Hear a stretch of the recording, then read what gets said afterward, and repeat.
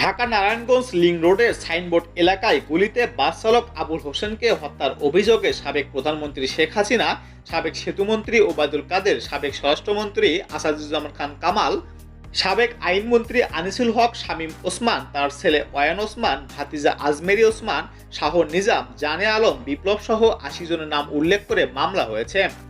বুধবার দুপুরে ফতুল্লা মডেল থানায় নিহতের মা শাহিদা বেগম বাদী হয়ে এই মামলা দায়ের করেন। ফতুল্লা মডেল থানার ওসি নূরে জানান, গত ২০ জুলাই ঢাকা নারায়ণগঞ্জ লিংক রোডের সাইনবোর্ড এলাকায় গুলিতে বাস চালক আবুল হোসেন নিহত হন। তিনি নারায়ণগঞ্জ সদরের জল্লারপাড় এলাকার বাসিন্দা। মামলাটি পুরোপুরি পুলিশ তদন্ত করবে। এ ঘটনায় তার মা ওবায়দুল কাদের, প্রধানমন্ত্রী শেখ হাসিনা, স্বরাষ্ট্রমন্ত্রী আসাদুজ্জামান খান কামাল, আইনমন্ত্রী আনিসুল হক শামীম ওসমান, তার ছেলে ওয়ান ওসমান, ভাতিজা আজমেরি ওসমান, শাহ নিজাম, জানে আলম সহ ৮০ জনের নাম উল্লেখ করে মামলা করেছেন।